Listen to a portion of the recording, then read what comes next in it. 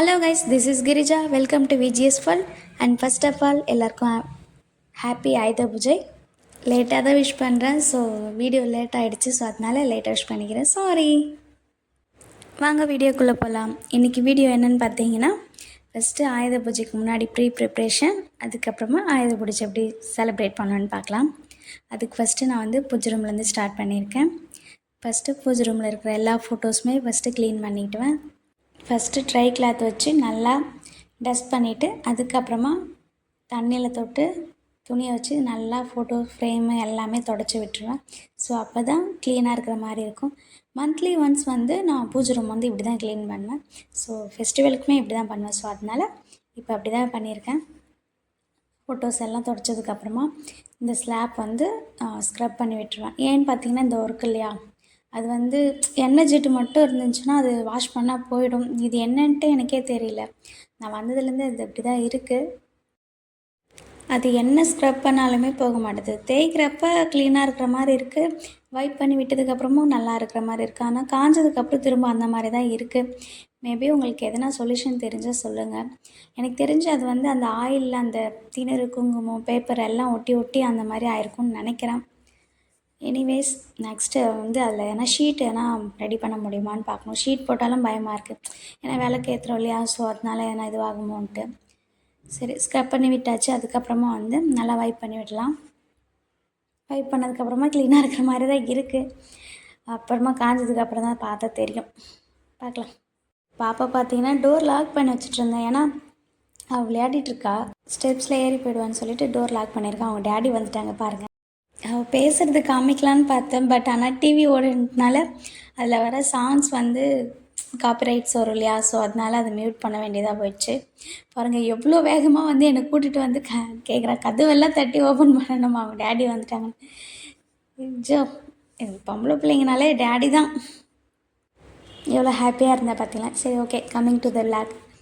அதுக்கப்புறமா பூஜை ரூம் எல்லாம் நான் வைப் பண்ணி விட்டாச்சு. சரி, அது கொஞ்சம் ட்ரை ஆகட்டும், அதுக்குள்ளே நம்ம பூ கட்டுற வேலையெல்லாம் முடிச்சிடலான்னு சொல்லிட்டு வந்தாச்சு. பூ கட்டுறதுனா எனக்கு ரொம்ப பிடிக்குங்க. ஏன்னா நான் சின்ன வயசுலேருந்து கட்டிகிட்ருக்கேன். ஏன்னு பார்த்தீங்கன்னா, என்னுடைய அம்மா வந்து பூ வியாபாரம் தான் பண்ணுவாங்க. ஸோ அதனால் அது வந்து சின்ன வயசுலேருந்தே கட்டி கட்டி ரொம்ப பழகிடுச்சு. ஸ்பீடாக கட்டுவேன். இப்போ வந்து சிசேரியன் ஆனதுலேருந்து ஃபாஸ்ட்டாக கட்ட முடியல. கட்டினா கழுத்தெல்லாம் வலிக்க ஆரம்பிச்சிடுது. ஸோ அதனால் ஸ்லோவாக வீட்டுக்கு தேவையான அளவுக்கு மட்டும் கட்டிப்பேன். மேரேஜ் ஆனதுக்கப்புறம் பூ கட்டுறதே கொஞ்சம் கம்மியாயிடுச்சுன்னு தான் சொல்லணும். தலைக்கு மட்டும்தான் கட்ட முடியும்.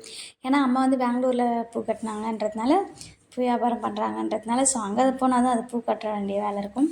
இங்கே வந்து ரேராக தான் நாங்கள் ஏன்னா பூஜைக்கோ இல்லை தலைக்கோ வாங்கினா மட்டும்தான் பூ கட்ட வேலை இருக்கும். இங்கே மாமியார் வீட்டிலலாம் அந்தளவுக்குலாம் இல்லை பூ கட்ட வேலை. அது பூ கட்டுறது ஒரு தனி சுகம்தான். அது ஒரு ஹாப்பினஸ் கூட நான் சொல்வேன். ஏன்னா டெய்லி ஒரு பூ பார்க்கலாம், அது ஹாப்பியாக இருக்கும். உங்களுக்கு பூ கட்டுறது பிடிக்குமா இல்லை கட்ட தெரியுமான்னு கமெண்ட் பண்ணுங்கள். பூ கட்டி முடிச்சாச்சு. நான் வந்து மொத்தமாக காமிக்கல, பூ கட்டி முடித்ததை நான் கொஞ்சம் மட்டும் காமிச்சிருக்கேன். அதுக்கப்புறமா பார்த்தீங்கன்னா வீடெல்லாம் டஸ்ட் பண்ணிவிட்டு அதுக்கப்புறமா நல்லா பெருக்கி துடைக்கலான்னு சொல்லிட்டு பெருக்கி விட்டுட்டேன்.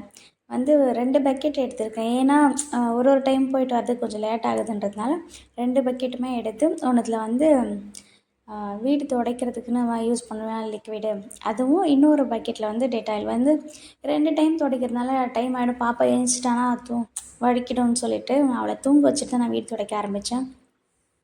இது வந்து பார்த்திங்கன்னா நான் வந்து எதுக்கு 2 பக்கெட்னு பார்த்தீங்கன்னா, ஃபஸ்ட்டு வந்து அந்த தண்ணி எப்படி இருந்தாலும் அழுக்காகிடும். ஸோ அதனால் திரும்ப வந்து போயிட்டுருக்கிறதுக்கு பதிலாக நம்ம 2 பக்கெட்டை வந்து ஃபஸ்ட் லிக்விட் போட்டு துடைச்சிட்டு அதுக்கப்புறமா டெட்டாயில் போட்டுக்கலான்ட்டு நான் டெட்டாயிலில் துடைச்சேன். ஏன் டெட்டாயில்னால், பாப்பா வந்து கீழே விழுற சாப்பாடு எல்லாமே எடுத்து சாப்பிட்றா. ஸோ அதனால் அது கொஞ்சம் க்ளீனாக இருந்தால் நல்லா இருக்குமேன்றதுனால டெட்டாயிலுமே போட்டு நான் க்ளீன் பண்ணிவிடுவேன் எப்போயுமே. அதுக்கப்புறமா பார்த்திங்கன்னா பூஜை ரூமே ட்ரை ஆகிடுச்சு. ஸோ ஃபோட்டோஸ் எல்லாம் பொட்டு வச்சிடலான்னு சொல்லிவிட்டு சந்தனம் தான் எடுத்திருக்கேன். சந்தனத்துக்கு வந்து நான் எப்போயுமே பன்னீர் தான் யூஸ் பண்ணி பொட்டு வைப்பேன். நீங்கள் இதில் வந்து ஜவ்வாது பவுடர் இல்லைனா பச்சை கற்பூரம் வந்து ஆட் பண்ணிங்கன்னா இன்னுமே ஸ்மெல் நல்லாயிருக்கும். நான் வந்து பன்னீர் மட்டும்தான் எப்போயும் ஆட் பண்ணி பொட்டு வைப்பேன். ஸோ அது நல்லா குழச்சி பொட்டு வச்சா சூப்பராக இருக்கும். பார்க்கவே நல்லாயிருக்கும், ஸ்மெல்லுமே நல்லாயிருக்கும். நான் எப்போயுமே சந்தனம் குங்குமத்தில் தான் பொட்டு வைப்பேன். ஏன்னா மஞ்சள் வந்து அந்த கரை போக மாட்டேங்குது. லைட்டாக வேணால் மஞ்சள் ஆட் பண்ணிக்கோங்க. அந்த விளக்கெல்லாம் வச்சிங்கன்னா வச்சுக்கோங்க, என்னுடைய அது அப்போதுலேருந்து வச்சு பழகிட்டாங்களா நான் எனக்கு சரியாக தெரியல. அந்த இதுவெல்லாம் மார்க் அப்படியே கருப்பு கருப்பாக இருக்கும். விளக்கு வந்து கழுவுன மாதிரியே தெரியாது, அந்த மார்க் அப்படியே தான் இருக்கும். நான் இன்றைக்கி நான் காமிக்கிறேன், அந்த வீடியோவில் வேணால் பாருங்கள். இது பார்த்தீங்களா, நல்லா இருக்குது பாருங்கள், டபுள் ஷேடு சாய்பாபா தான். ஃபஸ்ட்டு வந்து அவருடைய ஹெட்டு மட்டும் தெரியும், இன்னொன்று வந்து ஃபுல்லாகவே தெரிவார் அதில் வந்து. நல்லா இருக்குல்ல இது. அவ்வளோதான், பூஜை ரூம் வந்து செட் பண்ணி வச்சாச்சு. நாளைக்கு காலையில் வந்து பூவெல்லாம் போட்டுக்கலான்ட்டு கோலம் போட்டுட்டு சாமிக்கு வந்து பொட்டெல்லாம் வச்சு விட்டுட்டேன். அதுக்கப்புறமா பூஜா வெசல்ஸுமே வாஷ் பண்ணியாச்சு. காலையில் தான் எழுந்திரிச்சு பொட்டெல்லாம் வச்சுட்டு பூவெல்லாம் போட்டு சாமிக்கு பூஜை பண்ணணும். எப்படி இருக்காங்க, நல்லா இருக்காங்க இல்லையா? அந்த வீடு ஃபுல்லாகவே க்ளீன் பண்ணிவிட்டு, இந்த பூஜை ரூம் வந்து க்ளீன் பண்ணிவிட்டு, அந்த பொட்டு வச்சுட்டு சாமியை பார்க்குற ஒரு அழகு இருக்குது பாருங்கள். அப்பா, அது வேறு லெவலுங்க. அப்படி ஒரு ஹாப்பினஸ் கொடுக்கும் நமக்கு வந்து. எப்பயுமே ஒரு பாசிட்டிவ் வைப்ரேஷனாகவும் இருக்கும். நீங்களும் அதை ஃபீல் பண்ணியிருக்கீங்களான்னு சொல்லுங்கள்.